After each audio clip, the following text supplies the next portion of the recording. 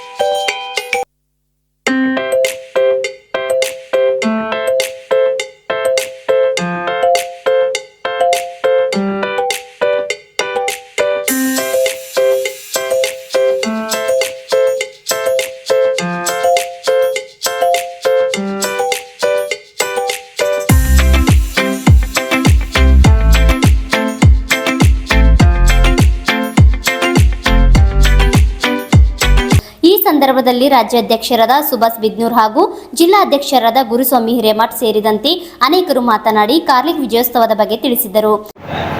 ಇವತ್ತು ಕಾರ್ಗಿಲ್ ವಿಜಯೋತ್ಸವದ ಅಂಗವಾಗಿ ನಮ್ಮ ಸಮೃದ್ಧಿ ಕರ್ನಾಟಕ ಜನಪರ ಸಮಿತಿ ಹಾಗೂ ನಮ್ಮ ರವಿಯವರ ಸಂಘಟಕರು ಜನರು ಎಲ್ಲ ಸೇರಿ ಇವತ್ತು ರಕ್ತದಾನ ಶಿಬಿರವನ್ನು ಹಮ್ಮಿಕೊಳ್ಳಲಾಗಿದೆ. ಸಮೃದ್ಧಿ ಕರ್ನಾಟಕ ಜನಪರ ಸಮಿತಿಯ ಜಿಲ್ಲಾ ಘಟಕದ ವತಿಯಿಂದ ಇವತ್ತು ಏನು ಇವರು ರಕ್ತದಾನ ಶಿಬಿರವನ್ನು ಹಮ್ಮಿಕೊಂಡಿದ್ದಾರೆ. ಇವತ್ತು ಸಂತಸ ಸುದ್ದಿ. ಅದರ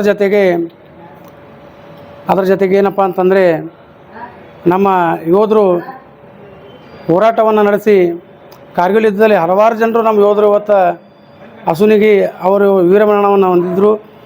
ಅಂಥದ್ರಲ್ಲಿ ಸಹಿತ ನಮ್ಮ ಯೋಧರು ಎದೆಗುಂದದೆ ನಾವು ಕಾರ್ಗಿಲನ್ನು ವಿಜಯೋತ್ಸವವನ್ನು ಆಚರಣೆ ಮಾಡಿದ್ರು ಇವತ್ತಿನ ದಿವಸ.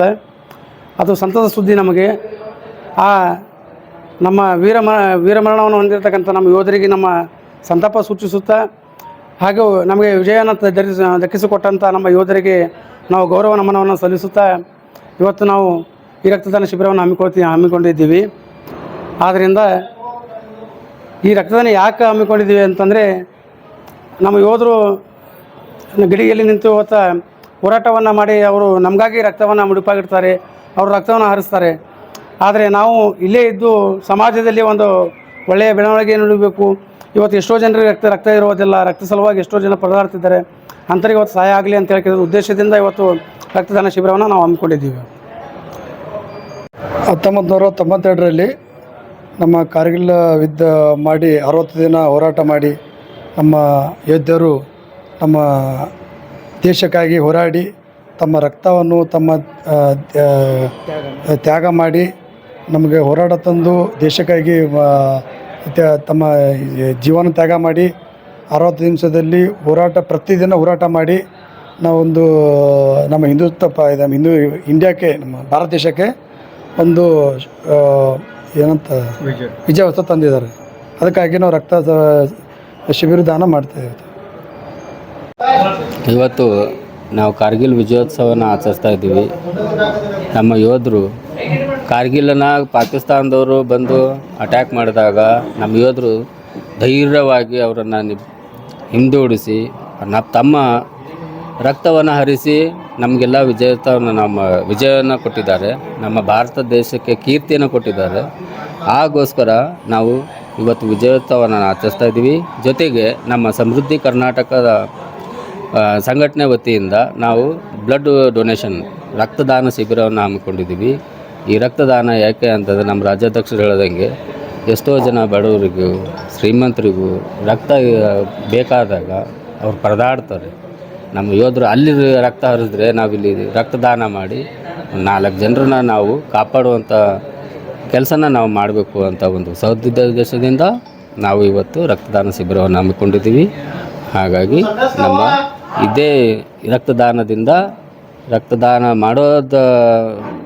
ಮಾಡೋದರಿಂದ ನಮ್ಮ ವೀರ ಮರಣವನ್ನು ಹೊಂದಿದಂಥ ಸೈನಿಕರಿಗೆ ನಾವು ಶ್ರದ್ಧಾಂಜಲಿಯನ್ನು ಅರ್ಪಿಸಿದಂಥ ಆಗುತ್ತೆ ಅಂತ ನಾವು ಒಂದು ಭಾವನೆಯಿಂದ ನಾವು ಇವತ್ತು ರಕ್ತದಾನ ಮಾಡ್ಕೊಂಡಿದ್ದೀವಿ.